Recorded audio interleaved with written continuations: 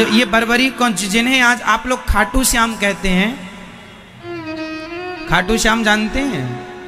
खाटू श्याम जी ये शीश के दानी कैसे बने? ये बर्बरीक हैं। बर्बरीक जो 3 बाण से पूरा महाभारत, 2 बाण से पूरा महाभारत समाप्त करने की बात कह रहे थे कि बर्बरीक के बारे में पता चला तो बर्बरीक भगवान से बोले कि मैं महाभारत को 3 बाणों से ही समाप्त कर दूंगा। अच्छा मार दोगे? हाँ। भगवान ने कहा ये बताओ आप किसके पक्ष से युद्ध करेंगे? कहा कि जो हारेगा मैं उसके पक्ष से युद्ध करूंगा। तो भगवान ने कहा कि अब भगवान को पता था कि कौरव लोग हारेंगे, तो भगवान बोले क्या तुम कौरवों के पक्ष से युद्ध करोगे? बर्बरीक ने कहा जो पार्टी हारेगी मैं हारे का सहारा बन जाऊंगा। भगवान ने कहा तो गड़बड़ हो जाएगा, क्योंकि हारना तो अधर्मियों को है, और यदि ये उनकी ताकत बन गया तो फिर उन्हें हराना बड़ा टेढ़ा हो जाएगा। तो भगवान ने कहा कि यदि इस पीपल के हर पत्ते पर तुमने 1 बाण से छेद कर दिया तो मैं मान लूंगा कि तुम 3 बाण से पूरा महाभारत समाप्त कर दोगे। ओनली 3 बाण। अच्छा ठीक है। वो बाण निकाला और बाण निकाल करके तुरंत पीपल की तरफ जो फेंका, तुरंत पीपल के सारे पत्तों पर छेद हो गए। एक पत्ता भगवान ने पांव के नीचे दबा रखा था, तो उन्होंने कहा कि इसे हटा लीजिए, आप पांव हटा लीजिए वरना पांव में भी छेद हो जाएगा। भगवान ने पांव हटाया, उसमें भी छेद। यहां तक कि उस पीपल के पत्ते जो टूट कर गिर गए थे, जहां जहां चले गए उड़ के, वहां वहां उन पत्तों में भी छेद हो गया। भगवान समझ गए कि ये आदमी 1 बाण से पूरा महाभारत जीत सकता है, 3 बाण तो ज्यादा है। तुरंत भगवान ने सिर काट दिया, बर्बरीक का सिर काट दिया। और जब सिर कटा तो भगवान ने पूछा कि बर्बरीक अब बताओ तुम्हारी क्या इच्छा है? बर्बरीक ने कहा प्रभु मेरी यही इच्छा थी कि मैं आपके हाथ से मृत्यु को प्राप्त हूं। भगवान बोले ना, तुम्हारी मृत्यु नहीं होगी, भले सिर कट गया है पर तुम्हारी मृत्यु नहीं होगी। तुम्हारी इच्छा क्या है? बोले मैं इस महाभारत को देखना चाहता हूं। तो भगवान ने कहा सिर तो कट गया है, फलाने पहाड़ पर रहोगे तुम और पूरा लाइव युद्ध देखोगे और सुनोगे कौन क्या कह रहा है। वही बर्बरीक पूरा महाभारत का युद्ध उन्होंने देखा, और बाद में जब महाभारत युद्ध पूरा हुआ तब भगवान ने कहा आज से तुम बर्बरीक के नाम से नहीं हमारा नाम लो श्याम, और आज से हमारे नाम से तुम जाने जाओगे। जाओ खाटू में रह करके कलयुग के भक्तों पर कृपा करते रहना। तो वही बर्बरीक भगवान का नाम लेकर के भगवान ने अपना नाम दिया श्याम, तो हो गए खाटू, वही खाटू श्याम। इसलिए 3 बाण हैं उनके पास, और उनको कहा जाता है हारे का सहारा। हारे का सहारा इसलिए कि जो हार जाता है उसका सहारा वो बनने के लिए तैयार हो जाते हैं। लेकिन लड़ाई धर्म की हो। अब मुझे प्रश्न का उत्तर दीजिए, भगवान ने बर्बरीक का सिर काटकर सही किया कि गलत किया? यदि सही किया तो क्या एक योद्धा का बिना गुनाह के सिर काट देना सही है? उसका कोई अपराध तो नहीं था? यदि सिर काटना सही है तो कैसे, और गलत है तो कैसे? दोनों सिद्ध करके बताइए। सिद्ध कर दूं? भगवान जो करते हैं सही करते हैं, पहला।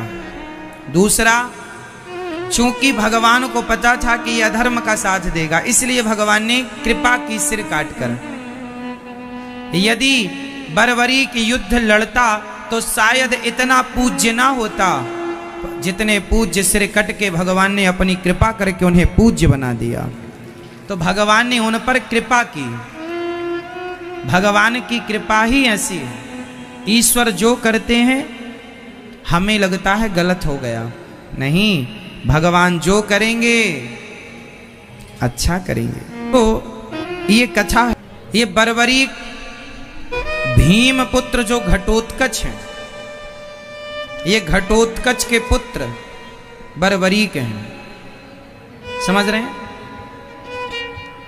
भीम के पुत्र घटोत्कच का भी आपने युद्ध देखा होगा महाभारत में। घटोत्कच की मृत्यु किसके हाथ से हुई थी? कर्ण।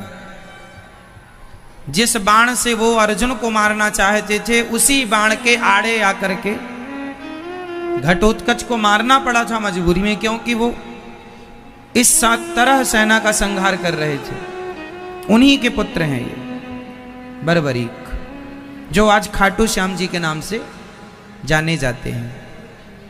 ठीक है, तो ये खाटू श्याम जी में जो बर्बरीक जी के द्वारा पीपल में बाण मारा गया, पीपल के पत्तों में, वो पीपल का पेड़ आज भी जीवित है, आज 2022 में भी। ये घटना है लगभग 5,500 साल पुरानी, महाभारत के युद्ध के समय। और वो पीपल, अब बताइए आपके गांव में भी पीपल होता है, आपके शहर में भी पीपल है, आपने देखा भी है, पर पीपल के पत्ते में छेद नहीं होता, लेकिन केवल वहां का पीपल है जिस पर मारा गया बाण, वो भी आज आपको सब कुछ सुव्यवस्थित मिलेगा। जिन्होंने देखा है उन्होंने मुझे बताया है, मैंने अपनी आंखों से जाकर, अभी संयोग नहीं लगा जाने का। आपने देखा पीपल को छेद है कि नहीं, कटा हुआ है? तो आज भी लोग बताते हैं, YouTube पर तमाम वीडियो है उसकी, तो प्रत्यक्ष को प्रमाण की जरूरत नहीं है। हमारे शास्त्र जो कहते हैं बिल्कुल सत्य है।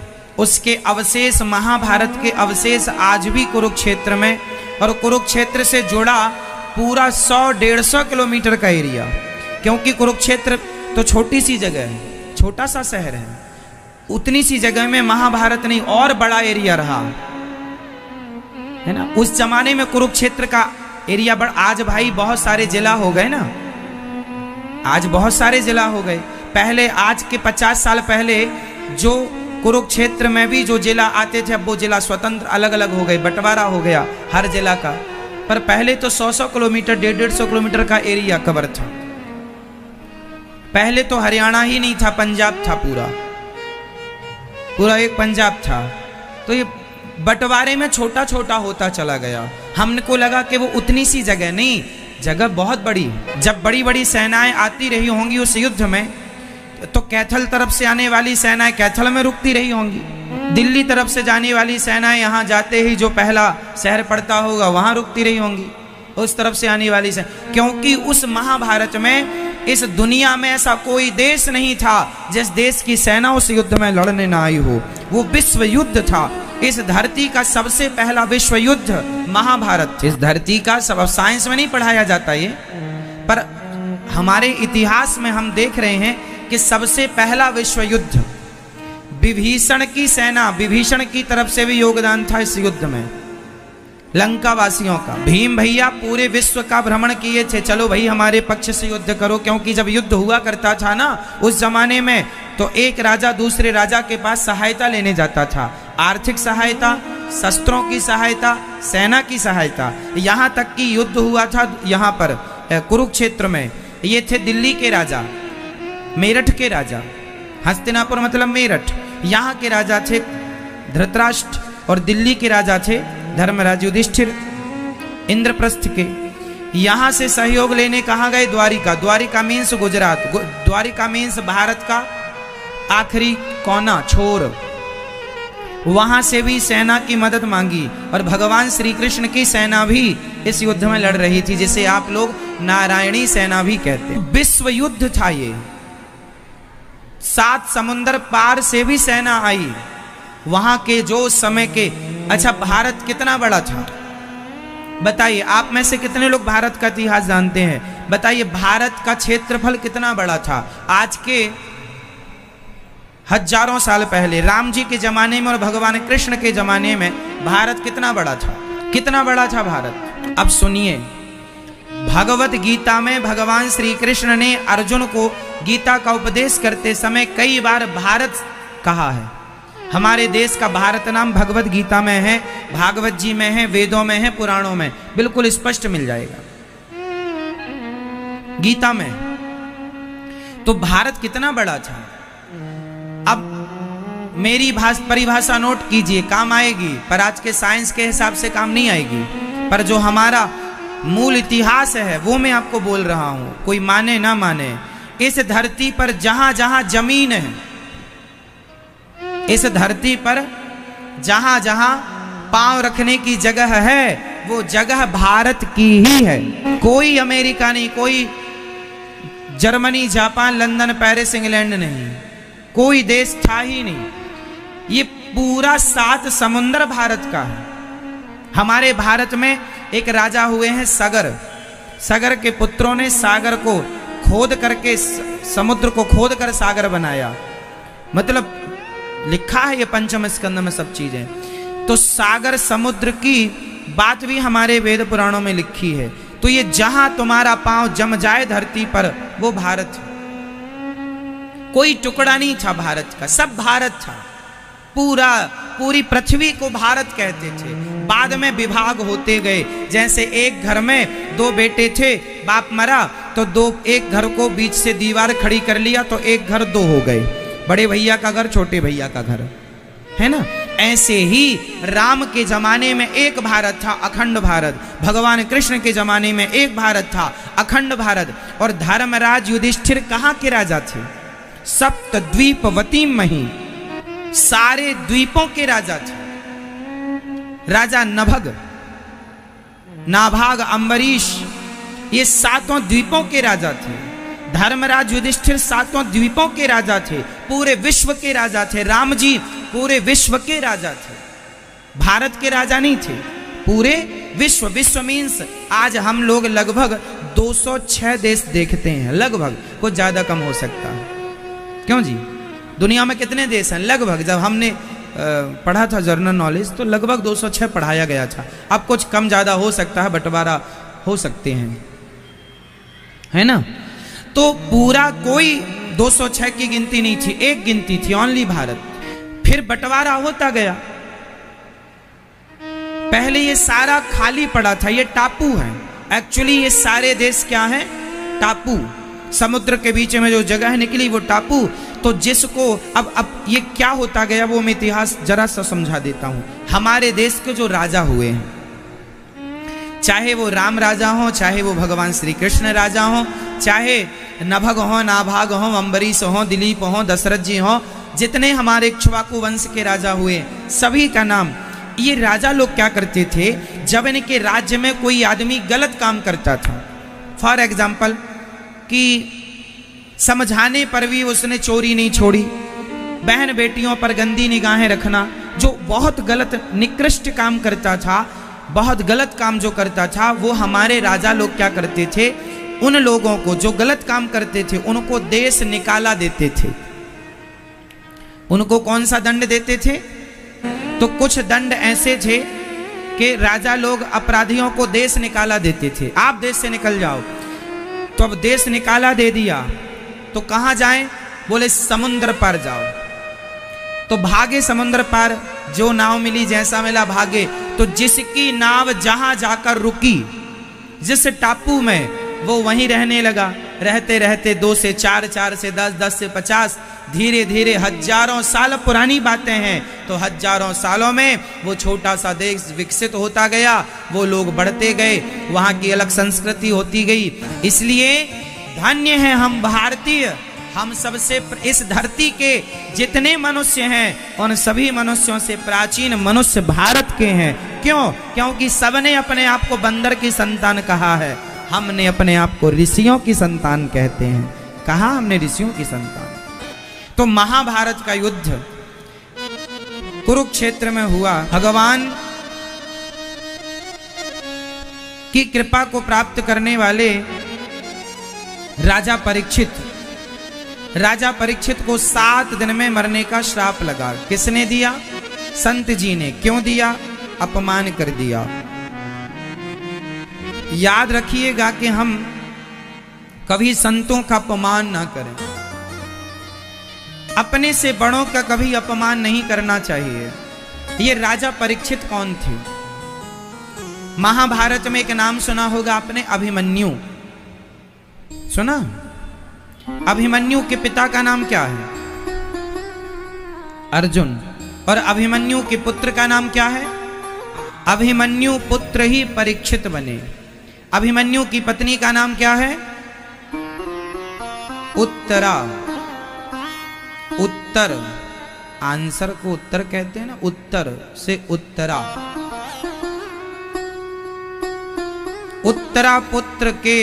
उत्तरा पुत्र परीक्षित के पास ही अंत में सभी प्रश्नों का उत्तर पहुंच गया सुखदेव भगवान के रूप में। इसलिए उत्तरा पुत्र हैं वो, जिनके पास सारे प्रश्नों का उत्तर हो। उत्तरानंदन परीक्षित। इनके पिता को महाभारत में मार दिया था। उस समय इनकी आयु लगभग 20 वर्ष के अंदर ही थी। मार दिया एक नन्हे से बच्चे को। उस समय इनकी पत्नी गर्भवती थी, परीक्षित गर्भ में थे। फिर गर्भ में बाण मार करके गर्भ को नष्ट करना चाहा था गुरु द्रोणाचार्य के पुत्र अश्वत्थामा ने, पर भगवान ने रक्षा की थी। वही परीक्षित, उन्हें 7 दिन में मरने का श्राप लगा। एक बार ये जंगल गए थे, रास्ता भटक गए, इन्हें प्यास लगी तो एक संत जी की कुटिया में चले गए। और कुटिया में गए तो उन्हें प्यास से वो विचलित हो रहे थे। संत जी बैठे समाधि में डूबे। इन्हें लगा बाबा जी नकली है। नकली, असली संत को परीक्षित ने नकली मान लिया और संत के गले में मरा हुआ सांप डाल दिया। एक संत का अपमान कर दिया। तब संत जी ने तो कुछ नहीं कहा, पर जब संत जी के पुत्र को पता चला, श्री श्रृंगी जी को, तब उन्होंने श्राप दे दिया। इति लंघित मर्यादम तक्षकः सप्तमे हनि। आज से 7वें दिन तक्षक तुम्हें डसेगा और तुम्हारी मृत्यु हो जाएगी। तुमने एक संत का अपमान किया है, अपमान कर दिया। जाओ 7वें दिन तक्षक डसेगा। क्यों श्राप लगा? संत का अपमान। कभी हमसे बड़ों का अपमान ना हो, बड़ों का अनादर नहीं करना चाहिए। सदा बड़ों का सम्मान करो, आदर करो। अपने से बड़ों का अपमान नहीं। बड़े डांटें तो चुप रहो, चुप रहो, कुछ बोलो मत। जो उचित है वो बोलना चाहिए, अनुचित नहीं। परीक्षित ने संत का अपमान कर दिया। शमीक जी को श्रृंगी जी ने इति लंघित मर्यादम तक्षकः सप्तमे हनि। जब राजा परीक्षित को श्राप लगा, परीक्षित तुरंत सब छोड़ करके आए हैं शुकताल। राजा परीक्षित वही परीक्षित हैं जिन्होंने कलयुग को रहने की जगह दी थी। कलयुग को रहने की जगह किसने दी थी? राजा परीक्षित ने। कलयुग कहां कहां रहता है? कलयुग कहां कहां रहता है? ध्यान से सुनिएगा। कलयुग रहता है, पहली जगह है द्यूतम। जहां जुआ होगा वहां कलयुग महाराज जरूर होंगे। जुआ जो खेलता है उनकी खोपड़ी में जाके बैठ जाता है कलयुग, और बुद्धि भ्रष्ट कर देता है। और जिनकी बुद्धि भ्रष्ट हो जाती है तो सर्वनाश हो जाता है। कलयुग क्या करता है? बुद्धि भ्रष्ट कर देता है। इसलिए जुआ ना खेला करो। आज हमारे देश में बूढ़े बूढ़े लोग जुआ खेलते हैं। एक दादाजी जुआ खेल रहे थे। हमने कहा क्या कर रहे हैं आप? बोले महाराज जी टाइम पास कर रहे हैं। हमने कहा टाइम क्या पास करोगे आप? अब तो टाइम खुद आपको पास करने वाला है। टाइम खुद आपको कह रहा अब चलो। समय को जुआ खेल के ना बिगाड़ा जाए, समय का सदुपयोग करना सीखिए।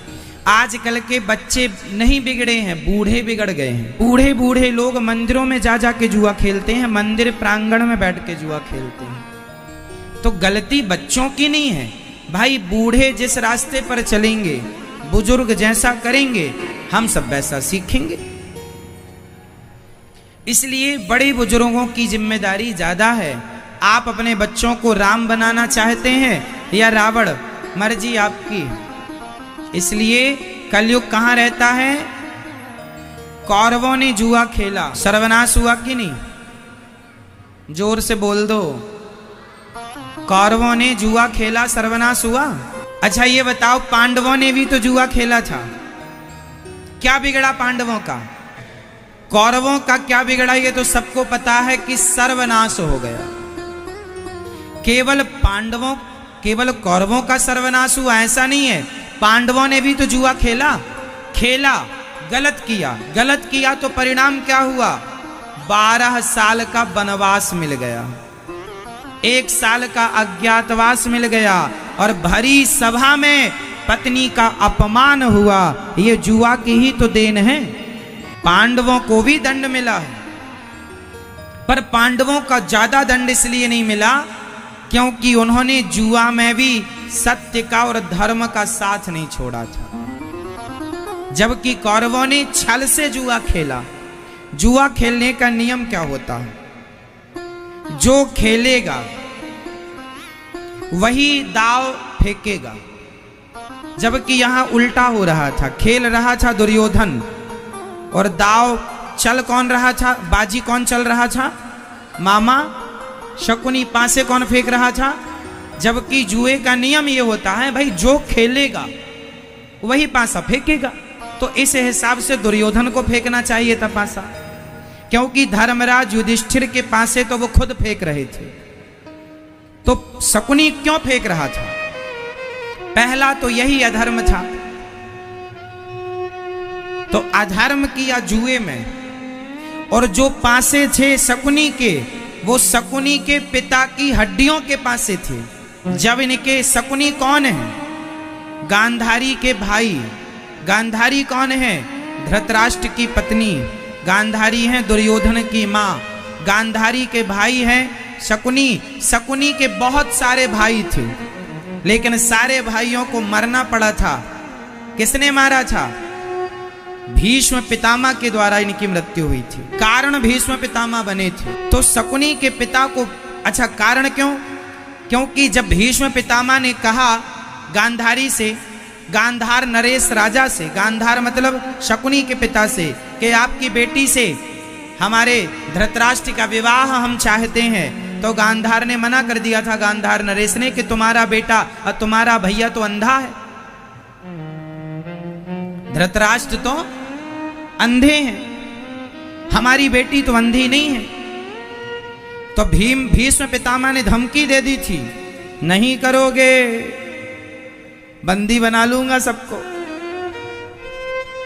दमखम दिखाया तो गांधारी तो तैयार हो गई कि चलो मैं तैयार हूं। तो गांधारी ने तो तैयार कर ली, पर गांधारी के पिता ने बड़ा मन में, अरे राम राम, मेरी बेटी के साथ गलत हुआ, इनको छोड़ेंगे नहीं। तब फिर प्लानिंग करके दहेज में शकुनी को भी भेजा, जाओ तुम रहना कुछ दिन साथ में और अपना षड्यंत्र फैलाना। तो जो शकुनी थे वो ऑलरेडी कौरवों के, पांडवों के सबसे बड़े दुश्मन ऑलरेडी वो थे, पर चूंकि घर के दुश्मन को कौरव लोग समझ ना पाए, पांडवों के खिलाफ दुर्योधन के अंदर जहर भरने वाला कौन है? कोई दुर्योधन थोड़ी पांडवों से ईर्ष्या करता था, ईर्ष्या भरने वाला ही शकुनी है, द्वेष भरने वाला शकुनी। भाई जब भीम भैया छोटे से थे, तो छोटे से भीम भैया को दुर्योधन ने जहर दे दिया था। तो ये जहर देने की प्लानिंग किसने की थी? शकुनी ने। लाक्षागृह में बंद करके मार देने की प्लानिंग किसकी थी? दुर्योधन कोई इतना भी इंटेलिजेंट थोड़ी था, दुर्योधन को ये गाइड करता रहता था मामा शकुनी। तो मामा शकुनी की प्लानिंग थी, कसम खा के आया था कि जैसे तुमने हमारी बहन का घर बिगाड़ दिया, खुशियों में आग लगा दी, हम भी तुम्हारी इस पूरी हस्तिनापुर में नाश कर देंगे तुम्हारा। द्वेष ईर्ष्या भर गई थी, जबकि गांधारी ने तो स्वीकार कर लिया था धृतराष्ट्र को, कोई बुराई नहीं थी, लेकिन ये कौन समझाए मामा को। तो ये जब उनके पिता मरे तो शकुनी ने पूछा कि आपकी इच्छा क्या है? तो गांधार नरेश ने कहा, मेरी इच्छा है कि तुम इनका सर्वनाश कर दो। ठीक है। जब पिता का संस्कार हुआ शकुनी के, गांधार नरेश का, तो उनकी हड्डियां बचा के पासे बना ली और उन्हें सिद्ध कर लिया कि जो मैं कहूंगा वही आएगा इसमें। मैं कहूं 6 तो 6 आएगा, मैं कहूं 4 आएगा। तो वो सिद्ध पासे थे, इसलिए उन पासों से शकुनी मामा खेल खेलते रहे। तो पहला छल तो यही था। ये गांधार नरेश कहाँ के थे? शकुनी कहाँ के थे? आज का अफगानिस्तान, आज जिसे आप अफगानिस्तान कहते हैं, आज भी वहां पर कांधार है शहर का नाम। तो वो गांधार नरेश की राजधानी थी। शकुनी मामा वहां के अफगानिस्तान। तो ये पूरा भारत था पहले, महाभारत में सब प्रमाण मिल जाएगा। तो ये सब गांधार नरेश, अफगानिस्तान इत्यादि के। इसलिए गांधार उस नगर को श्राप मिला था जब अच्छा, आपको ये पता है कि गांधारी ने भगवान श्री कृष्ण को श्राप दिया था कि जैसे हमारे पुत्र पौत्रादि आपस में लड़के मर गए, तुम्हारा भी वंश आपस में लड़के मर जाएगा। गांधारी ने भगवान को श्राप दिया। और केवल गांधारी ने भगवान को श्राप दिया ऐसा नहीं, गांधारी को जब पता चला कि ये सारा किया धरा मामा शकुनी का है, तो गांधारी ने शकुनी को भी श्राप दिया था। शकुनी, तुम मेरे भाई हो और तुमने अपने भांजों को मरवा दिया, गलत रास्ते पर जाने से तुमने रोका नहीं। जैसे हमारे बच्चे, हमारे यहाँ अब अशांति है, हमारे जीवन में अशांति आ गई, 100 बच्चे मर गए। शकुनी, तुम्हारे राज्य में कभी शांति नहीं रहेगी। इसलिए जो अफगानिस्तान है वो श्रापित अफगानिस्तान है। गांधारी का श्राप आज भी वहां काम कर रहा, वहां के लोग आज भी शांति से नहीं रह पाते। अभी भी आपने देखा होगा आतंकवादियों ने कब्जा कर लिया उस देश पर, एक के बाद एक अशांति वहां बनी ही रहती है। वहां की प्रजा शांति से रह ही नहीं सकती। गांधारी का श्राप है, जैसी करनी वैसी। देखो ना, एक का किया सबको भोगना पड़ता है। इसलिए गलत ना करो, आने वाले बहुत काल तक भोगना पड़ेगा। तो ये महाभारत की कथाएं आज भी आंखों से दिखती हैं सब चीजें, प्रत्यक्ष को प्रमाण की जरूरत नहीं। तो ये तो कौरवों का भी काम बिगड़ा है और पांडवों का भी काम बिगड़ा है। किससे? जुआ। जुआ खेलोगे तो क्या होगा? बोल दो जोर से। क्या हुआ कौरवों का? सर्वनाश। आप खेलेंगे जुआ तो क्या होगा? मत खेलना। ताश कहते हैं जो ताश खेलता है तो जैसे ताश के पत्ते बिखर जाते हैं, उसी तरह ताश खेलने वालों की जिंदगी भी ताश के पत्तों की तरह बिखर जाती है। इसलिए इन बुराइयों से दूर रहिएगा। आजकल तो महिलाएं भी खेलती हैं, माताएं भी खेलती रहती। क्या करें, टाइम पास कर रहे हैं। कथा सुनो, बढ़िया टाइम पास हो जाएगा। भगवान का चिंतन करने में, भगवान का चिंतन करने में समय खर्च करो। भगवान की ये कृपा, जब कलयुग को पहला स्थान दिया तो द्यूतम, इसलिए जुआ खेलने से बचिएगा। कहीं हो रहा हो जुआ तो उठ के चलिएगा, वहां बैठिएगा मत। ये कलयुग का पहला स्थान है। कलयुग का दूसरा ठिकाना क्या? जो जुआ खेलेगा, लिख लो मेरे इस बात को, जो जुआ खेलेगा उसका विनाश होगा। जो जुआ खेलने वाला है वो कभी तरक्की नहीं कर सकता, वो कभी अपना नाम नहीं कमा सकता। आप देख लो, कितना भी नाम होगा वो डाउन होगा, प्लस नहीं हो सकता, माइनस होगा। बताइए, जुआ खेलने वाला प्लस होता है या माइनस? माइनस। तो आपको माइनस होना है तो जुआ खेलिएगा, और प्लस होना है तो जुआ की तरफ कभी देखिएगा भी मत। कलयुग का पहला ठिकाना द्यूतम। अब दूसरे की तरफ चलते हैं, पानम।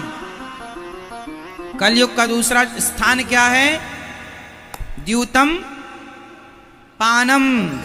पानम बोले तो शराब। जो शराब पीता है वह अपने विनाश को निमंत्रण देता है। शराब पीने से बुद्धि भ्रष्ट हो जाती है। हमारे आप देख लो, भारत में हजारों लोग शराब पी के बर्बाद हो गए। बाप दादों की जमीन जायदाद बेच बेच के शराब पी ली, और आज कंगाल कटोरा लिए घूम रहे। तो कलयुग का दूसरा स्थान है शराब। शराब कभी ना स्पर्श कीजिएगा, पीना तो दूर रहा। 5 महापाप होते हैं मेरी मां। सामान्य पाप कुछ होते हैं महापाप। महापाप किसे कहते हैं? सोने की चोरी करने को महापाप कहते हैं। ये पाप नहीं है। सोना चुराना, चांदी चुराना, किसी के जीवन भर की मेहनत का पैसा चुरा लेना, ये महापाप है। शराब पीना भी महापाप है। गौ हत्या करना महापाप, ब्राह्मण हत्या करना महापाप, और इन चारों के संग जो उठता बैठता हो वो पांचवा महापापी है। इनको महापापी कहते हैं। शराब पीने वाले को भी पापी नहीं कहा गया, महापापी कहा गया। शराब पीना महापाप में रखा गया है। गाय की हत्या करना, ब्राह्मण की हत्या करना, स्वर्ण की चोरी करना, अपने अच्छा ब्राह्मण की हत्या, गाय की हत्या, ये एक ही है। तो पहली सोना चोरी, दूसरा गौ हत्या, तीसरा शराब पीना, चौथा गुरु जी की पत्नी पर कुदृष्टि डालना। गुरु पत्नी पर गंदी निगाहें रखना और गुरु पर गंदी निगाहें रखना, ये चौथा महापाप है। और पांचवा इन चारों के संग जो उठता बैठता रिश्ता रखे, वो पांचवा महापापी है। ये पंच महापाप है। तो गाय की हत्या के संग शराब को रखा गया कि गाय की हत्या का जो पाप है वही पाप शराब पीने का है। तो आप शराब ना पिएं, इसी में आप सबकी भलाई है। अच्छा ये बताओ, शराब पिए बिना भी गुजारा हो सकता है कि नहीं हम भारतीयों का? सकता। जब हो सकता है तो पीने की क्या जरूरत है? और पीना ही है तो जाम पर जाम पीने से क्या फायदा? रात बीती उतर जाएगी।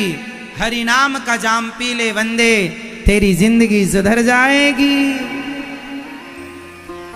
राम नाम का प्याला, कृष्ण नाम का प्याला पी लो। एक आदमी, एक सज्जन मेरे पास आए कुछ गरम गरम लेकर, लिक्विड पदार्थ। महाराज जी आप भी पियो।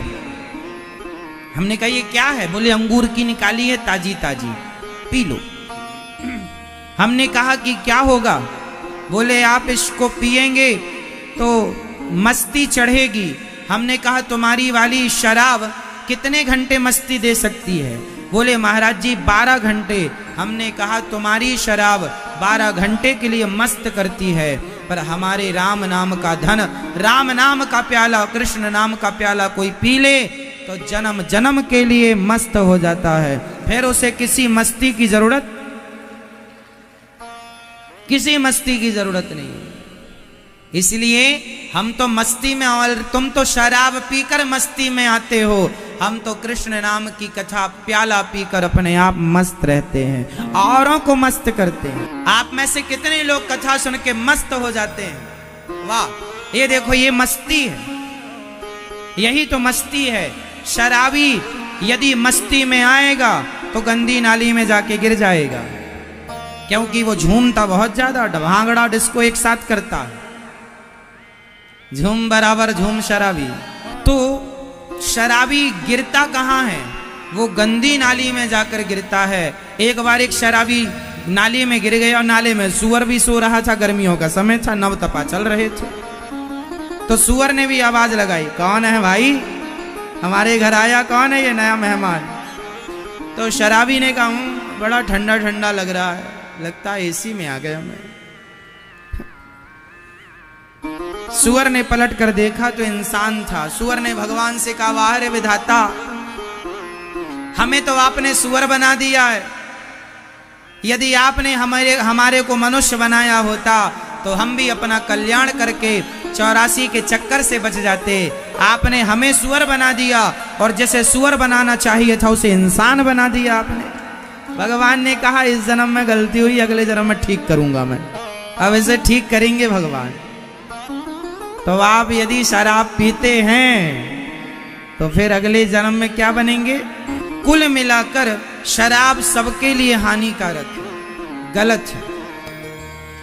जो ज्यादा शराब पीता है, अंत में डॉक्टर मना कर देता है ना, शराब मत पीना, किडनी फेल हो जाएगी, ये हो जाएगा, वो हो जाएगा, छोटी आंत में प्रॉब्लम, बड़ी आंत में प्रॉब्लम, यहाँ दिक्कत, वहां दिक्कत। अंत में शराब जान लेती है। शराब की बोतल में लिखा होता है शराब पीना स्वास्थ्य के लिए हानिकारक है।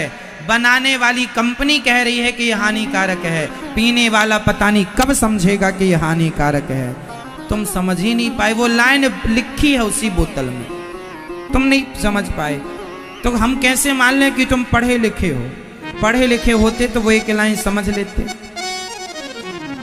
इसलिए कहना है वो थोड़ी थोड़ी गीता पढ़ाया करो, थोड़ी थोड़ी रामायण पढ़ाया करो,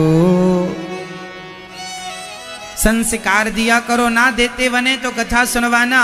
ये दास अनिरुद्ध आपके बच्चों को वो सिखाएगा, वो समझाएगा जो कोई कॉलेज यूनिवर्सिटी नहीं सिखा सकती आपको सारी जिंदगी में। आज आप विश्वास मानिए, आज मेरे पास एक भैया आए, एक माँ आई। उन माँ के 2 बेटे हैं, एक बेटा बहुत बड़ा लॉयर है और दूसरे बेटे IAS हैं, पद पर हैं, इतने ऊंचे पद पर हैं। उन्होंने कहा आज कि गुरुजी कथा से हमने वो सीखा है, हमने इतने बड़े पद, इतने बड़े मुकाम को हासिल किया, क्या ना पढ़ा होगा, IAS करने वाला क्या ना पढ़ा होगा। लेकिन उसने कहा कि जो हमने कथा से सीखा वो हमने कहीं नहीं सीखा, कुछ चीजें कथा में ही है। जो ज्ञान है आध्यात्म वो कथा से ही मिलेगा, कॉलेजों के बस का नहीं है, यूनिवर्सिटियों के बस का नहीं है ना, बड़े से बड़े पढ़े लिखे प्रोफेसरों के बस का नहीं है। हर ज्ञान हर आदमी के बस का नहीं होता। ज्ञान की भी अपनी अपनी सीमाएं होती हैं कि आप किस सब्जेक्ट को जानते हैं, क्योंकि सब्जेक्ट एक तो है नहीं, अनेक सब्जेक्ट हैं। कितने ऐसे लोग हैं, आप में से ही ऐसे कितने लोग होंगे जो आप कितना पढ़े लिखे होंगे, पेशे से आप डॉक्टर होंगे, इंजीनियर होंगे, एडवोकेट होंगे और ना जाने किस किस पद में आप होंगे, और यहां आप बैठे हैं सुन रहे हैं। आप स्वयं प्रोफेसर हो सकते हैं। आप में से कुछ लोग पढ़े लिखे हैं, आप लोग, आप कोई कम पढ़े लिखे नहीं है, लेकिन आप अपने आप से पूछिए कि आपको ये कथा वो दे रही है जो कोई ना दे सका। इसलिए ज्ञान जहां से मिले, जब मिले, ग्रहण कर लेना चाहिए। और शांति प्राप्त करना हो तो कॉलेज, स्कूल, कॉलेजों की पढ़ाई, यूनिवर्सिटियों की पढ़ाई पढ़ के हम शांति नहीं प्राप्त कर सकते, क्योंकि वहाँ की शिक्षा हमें नौकर बनाने वाली है। आप कॉलेज पढ़ते हैं, बड़ी बड़ी डिग्रियां लेते हैं, यहाँ तक कि आपने PhD कर ली, PhD करके भी आपको क्या मिलना है? नौकरी मिलना है, नौकर ही तो बनेंगे आप, हाँ या ना? आप PhD करने के बाद यदि नौकरी करते हैं तो आपको क्या मिल रही है? नौकरी। आप नौकर बन रहे हैं। इतना पढ़ के क्या बन रहे हैं? एक्चुअली ये हमारे देश की शिक्षा आज नौकर ही बना रही है। इसलिए भगवत गीता पढ़ोगे तो जो भगवान ने अर्जुन को पढ़ाया है वो नौकर बनने की पढ़ाई नहीं है, वो मालिक बनने की पढ़ाई है। कर्मण्येवाधिकारस्ते मा फलेषु कदाचन। मालिक बन, सेल्फ डिपेंड बन, आत्मनिर्भर बन, उठा गांडीव और अपने लक्ष्य को प्राप्त करने के लिए खुद खड़ा हो जा। तो गीता पढ़ोगे, रामायण पढ़ोगे तो सेल्फ डिपेंड बनोगे, आत्मनिर्भर बनोगे। हम ये नहीं कहते पढ़ाई ना पढ़ो, PhD ना करो, करो, पढ़ो, पर नौकरी करने के लिए मत पढ़ना। नौकरी लेने वाला बड़ा नहीं होता, नौकरियां देने वाला बड़ा होता है। बड़े बनना ही है तो देकर बड़े बनो, लेकर नहीं। बताइए नौकरियां देने वाला बड़ा या लेने वाला? नौकरियां देने वाला बड़ा है। जो नौकरियां देगा उसका सम्मान होगा, वो बड़ा होगा, वो किसी का नौकर बन के नहीं जिएगा, मालिक बन के जिएगा। तो हमारी शिक्षा जो है मालिक बनाती है। अरे उदाहरण देखिए ना, चाणक्य का नाम तो आप जानते होंगे। एक छोटे से नन्हे से बच्चे को जो गिल्ली डंडा खेल रहा था, अचानक वहां चाणक्य पहुंच गए और उस बच्चे की प्रतिभा को देखकर बड़े प्रभावित हुए चाणक्य, और चंद्रगुप्त को उठाया और कहा कि पढ़ेगा, हाँ हाँ पढ़ूंगा, डरेगा तो नहीं? नहीं। चल आज जंगल चलते हैं। चंद्रगुप्त मौर्य को लेकर के चाणक्य जंगल गए और जंगल में, वीरान जंगल में छोड़ दिया। चाणक्य ने चंद्रगुप्त को कहा यहीं ठहरना, सवेरे आऊंगा मैं। नन्हा सा बच्चा है और जंगल में अकेला छोड़ दिया। आ गए चाणक्य, यहीं रहना, यदि आगे बढ़ना है तो मेरी बात मान ले। हाँ हाँ जो आप कहेंगे। चाणक्य ने उसे तलवार पकड़ाई है। ये रही तलवार। जंगल खतरनाक है, शेर आ सकता है, हाथी आ सकता है, सांप बिच्छू तो ढेर मिल जाएंगे तुझे। रात भर तुझे यहां रहना है और अपनी रक्षा करना है।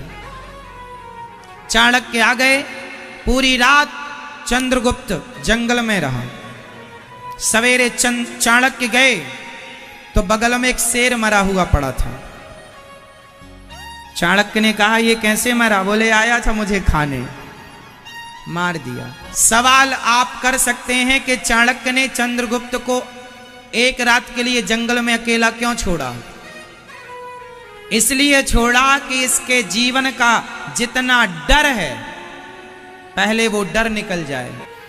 जो अपनी रक्षा कर सकता है वही औरों की रक्षा कर सकता है। जो अपनी रक्षा नहीं कर सकता वो किसी की रक्षा नहीं कर सकता। जो अपनी रक्षा कर सकता है वही राजा बनने के योग्य है। तू राजा बनने के योग्य है। अब प्रमाण पत्र मिल गया। कागज की डिग्रियां एक्चुअली चलती ही नहीं थी तब तो प्रत्यक्ष चलता था। हाँ? आज विडंबना तो ये है कि आज हम लोग कागज की डिग्रियों में खुश हो रहे हैं। अब बताइए, शिक्षा चरित्र पर होनी चाहिए कि कागज पर होनी चाहिए? आप कितने पढ़े लिखे हैं कैसे पता लगेगा? पहले के लोग कैसे जानते थे कि ये पढ़ा है या मूर्ख है? बताओ।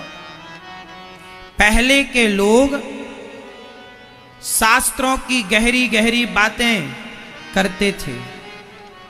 उनकी भाषा, शब्द शैली, उनकी विनम्रता, उनके बोलने के ढंग से पता चल जाता था कि ये आदमी अत्यधिक पढ़ा लिखा है। और आज के आदमी एक नंबर का गंवार, जिसे बोलने का सेंस नहीं है।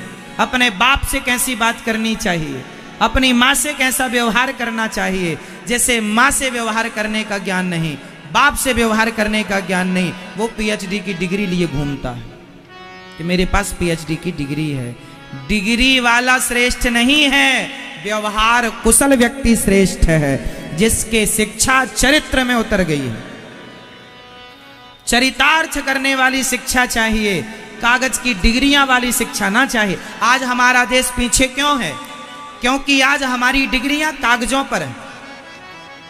आप कर क्या रहे हैं? हमारे देश में टॉर्च भी हमारे देश में नहीं बनती। टॉर्च होती है ना, वो भी हमारे देश में। टॉर्च का सेल होता, वो भी हमारे यहाँ नहीं बनता, चाइना से आता है। अब बनने लग गया हो तो राम जाने। हमारे भारत का एक सक्सेस कोई फोन नहीं है, मोबाइल, कि हम कह सकें कि ये हमारे भारत का मोबाइल है। विदेशी मोबाइल खरीदने पड़ते हैं भी तो हैंग हो जाते हैं। वो क्षमता नहीं है ना जिस क्षमता का हमें चाहिए।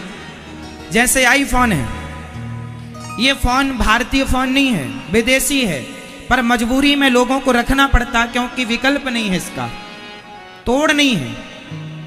हमारे देश में हमारे वैज्ञानिक ना जाने कहां बैठे हैं, क्या कर रहे हैं। क्यों नहीं बढ़िया सा आप तैयार करें अपने देश का, एक ब्रांड हो अपना। हमारे देश का हम मोबाइल लें, हमारे देश की हम गाड़ी लें, हमारे देश का वो सारी चीजें हम दें जो विदेशी लोग दे रहे हैं। तो हम क्यों भारत का पैसा विदेश में खर्च करेंगे?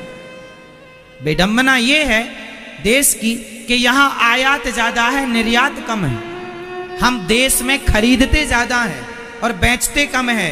और जो आदमी खरीदता ज्यादा हो, बेचता कम हो, वो माइनस होगा, प्लस नहीं।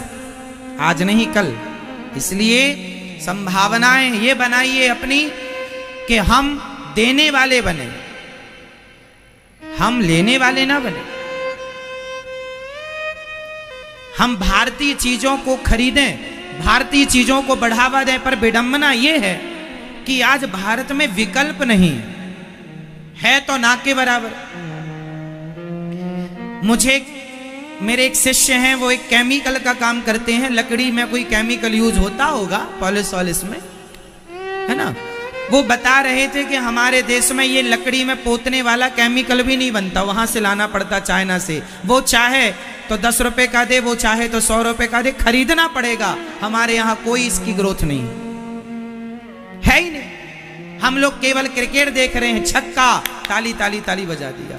क्रिकेट देखने में मस्त है, पिक्चर देखने में मस्त हैं, कुछ कर ही नहीं रहे हैं अपने देश के लिए। कैसे आगे बढ़ेगा हमारा देश? आज के पढ़े लिखे बच्चे नौकरी चाहते, हमें नौकरी पे रख लो। क्यों चाहिए नौकरी? क्यों नहीं अपना उद्योग डालते? क्यों नहीं अपना बिजनेस डालते? क्यों नहीं अपने लिए, अपने देश के लिए काम करते? क्यों नहीं नौकरियां पैदा करते? कब तक भागोगे नौकरियों के पीछे? कब तक नौकर बन के जिंदगी काटोगे? कब तक दूसरों की लातें और बातें खाओगे? हर नौकर के ऊपर कोई ना कोई बॉस बैठा होता है जो तुम्हें बेइज्जत करता रहता है। अपनी औकात भूल गया? इसलिए क्यों बेइज्जत होते हो? क्यों नहीं मालिक बन के जीने का संकल्प लेते हो? कसम खा लो, खूब पढ़ेंगे, खूब पढ़ेंगे और खूब पढ़कर सारा ज्ञान हासिल करो, सारी भाषाएं सीख लो, हिंदी, इंग्लिश, उर्दू, तमिल, तेलुगु सब सीख लो, सारा ज्ञान हासिल करके और ऐसा बिजनेस करो, ऐसा काम कर दिखाओ कि दुनिया गर्व करे, वाह काम हो तो ऐसा, व्यक्ति हो तो ऐसा, आदमी होता है। देश के लिए करो, अपने लिए नहीं, परिवार के हित के लिए नहीं, देश हित सर्वोपरि हो। और आपकी जब तक सोच बड़ी नहीं होगी तब तक नौकरी से कभी आप निकल नहीं पाएंगे। हमारे देश की मेंटलिटी यही है, हर माँ बाप यही कहते हैं, पढ़ जा बेटा, नौकरी करना है, नौकरी करना, नौकरी पढ़ाया जाता है बचपन से, नौकर बनना है, नौकर बनना है, नौकर सेट किया जाता है, नौकर बनना है, नौकर। ये नहीं पढ़ाया जाता मालिक बनना है, मालिक बनना है। ये सोच, ये नहीं दिया जाता ज्ञान माँ बाप के द्वारा कि मालिक बनना है। इसलिए नौकर का नौकर ही रहता। मैं उसे पढ़ा लिखा नहीं मानता साहब जो नौकरी कर रहा है। पढ़ा लिखा वो है जो नौकरियां दे रहा है, समझदार है वो। आज के देश में, आज हमारे देश में नौकरियां लेने वालों की जरूरत नहीं है। होए तो बता दो। देश के प्रधानमंत्री जी ने भी कह रखा है, खत्म हो गई नौकरियां, देश की जनसंख्या इतनी है, कितनों को नौकरियां देंगे? भाई जितनी जरूरत है उतने ही आदमी ना रखोगे। भाई आपके घर में 10 लोगों को खवाने की ताकत है तो आप 10 लोगों को ही निमंत्रण देंगे, ज्यादा से ज्यादा 12 कर लेंगे, 100 लोगों को तो नहीं देंगे क्योंकि उतनी दाल रोटी ही नहीं है। तो सरकार के पास जितना बजट है उतना ही तो नौकरी देंगे, कहां से लाएंगे? हमारे देश के लोग टैक्स तो देते नहीं है, चोरी करते हैं टैक्स की, पैसा आएगा कहां से? टैक्स देने में भागते हैं और नौकरी चाहिए। इसलिए देश को मजबूत बनाना है तो केवल प्रधानमंत्री जी का काम ही नहीं है देश को मजबूत बनाने का। भारत का एक सामान्य नागरिक नौकरी दे करके वह देश को मजबूत बना सकता है।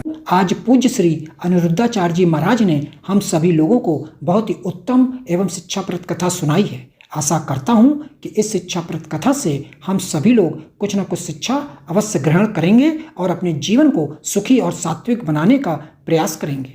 मित्रों, अगर आपको यह शिक्षाप्रद कथा पसंद आई हो तो वीडियो को लाइक करें और अधिक से अधिक लोगों को शेयर भी करें, जिससे और भी लोग महाराज जी की इस शिक्षाप्रद कथा से शिक्षा लेकर अपने जीवन को सुखी बना सकें। मित्रों, अगर आपने अभी तक हमारे चैनल को सब्सक्राइब नहीं किया है तो हमारे चैनल को तुरंत सब्सक्राइब भी कर लें, जिससे आपको नोटिफिकेशन के माध्यम से महाराज जी के शिक्षाप्रद कथा तुरंत प्राप्त हो सकें। मित्रों, तो कल फिर किसी शिक्षाप्रद कथा के साथ आप लोगों के समक्ष प्रस्तुत होंगे। तब तक के लिए जय श्री राधे।